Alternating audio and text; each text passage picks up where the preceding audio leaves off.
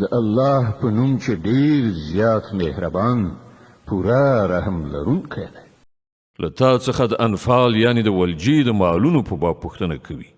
ووایه د انفال یعنی د ولجې مالونه خو د الله او د هغه د پیغمبر دي، نو تاسې له الله څخه وویریږئ او خپل منځي اړیکې سمې کړئ او د الله او د هغه د پیغمبر اطاعت وکړئ که تاسو مؤمنان یاست.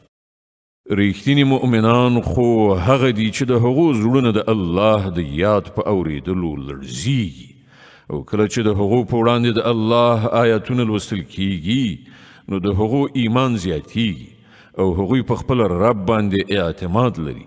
هغه کسان چې لمونځ قایموي او څه چې موږ هغو ته ورکړي دي له هغو څخه زموږ په لار کې لګوي. همداسې خلک حقیقي مؤمنان دي. د هغو لپاره د هغو له رب سره لوی درجې دي، له ګناهونو څخه تیریدنه او ډیره غوره روزي ده.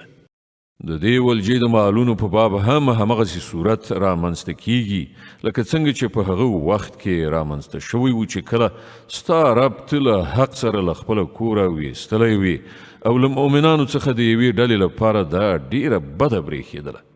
هغوی د دې حق په باب له تا سره په جګړه و په داسې حال کې چې هغه په ډاګه څرګنده ښکاره شوی و. د هغو حال دا و چې تا به ویل د سترګو لیدلي مرګ لوري ته وروستل کیږي.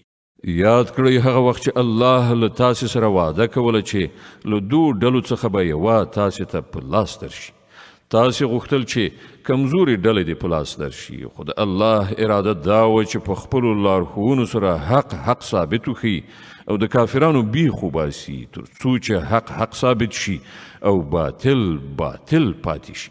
که دا د مجرمانو لپاره څومره ناکاره بریښي هم. او هغه وخت چې کله تاسې خپل پروردګار ته فریاد کو، په جواب کې هغه وفرمایل چې زه ستاسې د مرستې لپاره پرله پسې 1,000 فرښتې درلیږم. دا خبره الله تاسې ته صرف په دې خاطر در وښودله چې ستاسې لپاره زیری وي او ستاسې زړونه پرې ډاډه شي. که نه نو مرسته خو چې هر کله کیږي د همغه الله له لورې کیږي. په یقیني توګه الله برلاس او د حکمت څښتن دی. او هغه وخت چې کله الله له خپل لوري نه د پریشانۍ په بڼه کې پر تاسې باندې د ډاډینې او نه ویرېدو کیفیت خوراو او له آسمانه یې پر تاسې باندې اوبه ورولې تر څو چې تاسې پاک کړي او له تاسې څخه د شیطان وسوسه ایسته کړي او ستاسې همت پیاوړی کړي او د هغه په وسیله ستاسې قدمونه ټینګ کړي. او هغه وخت چې کله ستا رب فرښتو ته وحی وکړه چې زه له تاسې سره یم، د مؤمنانو قدمونه ثابت کړئ، زه به همدا اوس د کافرانو په زړونو کې ویره واچوم. نو تاسې د هغو پر غاړو باندې ګزار وکړئ او بند یې ووهئ. دا ځکه چې دې خلکو له الله او د هغه له پیغمبر سره مقابله کړې ده او څوک چې له الله او د هغه له رسول سره مقابله وکړي الله په ډیره سختۍ سره هغه نیسي. دا دي ستاسې مجازات، اوس یې خوند وڅکئ او تاسې ته د ښکاره وي چې د حق د منکرانو لپاره د دوزخ عذاب دی. ای ایمان راوړونکو، کله چې تاسې د یو لښکر په بڼه له کافرانو سره مخامخ یاست نو هغو ته شا مه اړوئ. څوک چې په داسې موقع کې شا واړوي مګر دا چې د جنگي تاکتیک په ډول داسې وکړي یا له کوم بل پوځ سره د یو ځای کېدو لپاره، نو هغه به د خدای په غضب اخته شي. د هغه استوګنځای به دوزخ وي او هغه د ورګرځېدو ډیر ناکاره ځای دی. نو حقیقت دا دی چې تاسې هغوی ونه وژل بلکې الله هغوی ووژل او تا ونه ویشتلې بلکې الله وویشتلې. او د مؤمنانو لاس چې په دې کار کې په کار واچول شو نو دا د دې لپاره و چې الله مؤمنان له یوې ډیرې ښې ازموینې څخه په بري سره تیر کړي. په باوري توګه الله اورېدونکی او پوهېدونکی دی. دا معامله خو له تاسې سره ده او له کافرانو سره معامله دا ده چې الله د هغو د چلونو کمزوری کوونکی دی. دې کافرانو ته ووایه که تاسې فیصله غوښتله نو دا د فیصله مو مخې ته راغله.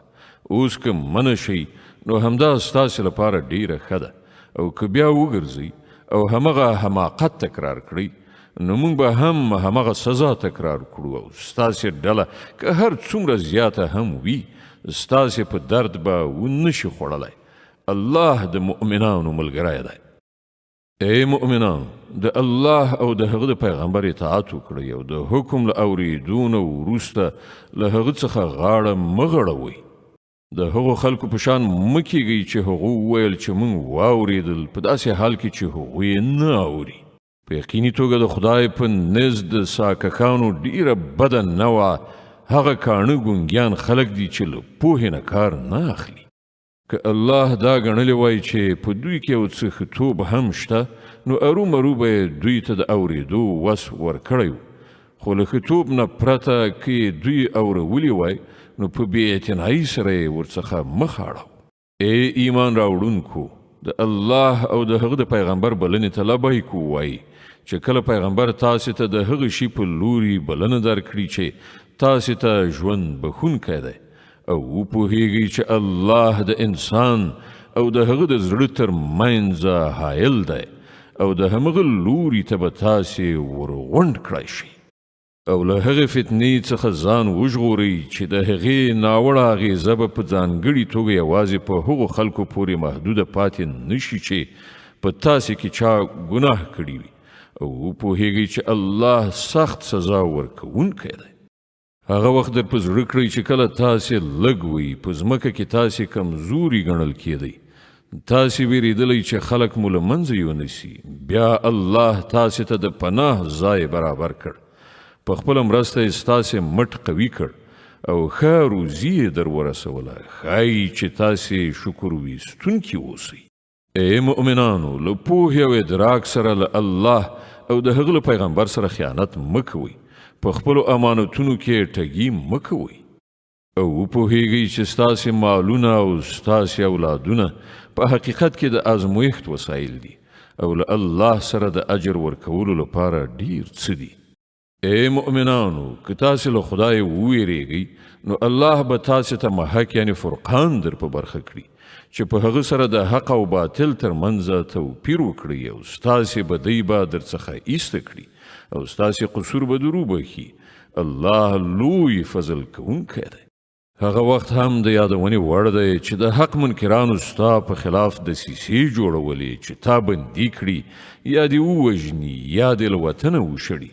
هغوی خپل تدبیرونه په کار اچول او الله خپل تدبیر کاوه او الله تر ټولو ډیر ښه تدبیر کوونکی دی. کله چې هغوی ته زموږ آیاتونه اورول کېدل نو ویل یې چې هو وامو اورېدل، که موږ غواړو نو دغه راز خبرې موږ هم جوړولی شو. دا خو همغه زړې افسانې دي چې له پخوانیو خلکو څخه راپاتې او هغه خبره هم د یادونې وړ ده چې هغوی ویلي وو خدایه که دا په رښتیا سره حق دی او ستا له لوري دی نو پر موږ باندې له اسمانه تیږې ووروه یا را باندې کوم دردناک عذاب راوله. په هغه وخت کې خو الله په هغوی باندې د عذاب نازلونکی نه و تر څو پورې چې ته د هغو په منځ کې موجود وي او نه د الله دا عادت دی چې خلک بخښنه غوښتونکي وي او هغه ورته سزا ورکړي. خو اوس به ولې هغه ورباندې عذاب نه نازلوي چې هغوی د مسجد حرام لاره بندوي، په داسې حال کې چې هغوی د دې مسجد مشروع متولیان نه دي. د هغه مشروع متولیان یوازې پرهیزګاران کېدلی شي، خو زیاتره خلک په دې خبره نه پوهیږي. بیت الله ته د دې خلکو لمونځ څه وي خو شپېلۍ غږوي او چکچکې وهي، نو دا دی اوس له حق څخه د خپل هغه انکار په مجازات کې چې تاسې کوئ د دې عذاب خوند وڅکئ. کوم خلکو چې د حق له منلو نه انکار کړی دی هغوی خپل شتمنۍ د خدای له لارې نه د منع کولو لپاره لګوي او اوس به یې لا زیات لګوي، خو په پای کې به همدا هلې ځلې د هغو لپاره د پښیمانتیا سبب وګرځي. بیا به هغوی مغلوب وي، بیا به دا کافران د دوزخ لوري ته محاصره شوي ورشي تر څو چې الله ناپاکي له پاکۍ نه بیله کړي او هر ډول ناپاکي سره یو ځای ډیری یعنی یو د بل د پاسه غونډ کړي، بیا هغه ټول په دوزخ کې وغورځوي. همدا خلک په اصل کې زیانکاران دي. ای پیغمبره، دې کافرانو ته ووایه چې که اوس هم را واوړئ نو څه چې مخکې شوي دي له هغو څخه به تېرېدنه وشي، خو که دوی هماغه مخکینی چلند بیا تکرار کړي نو له پخوانیو قومونو سره چې څه شوي دي هغه ټولو ته ښکاره دي.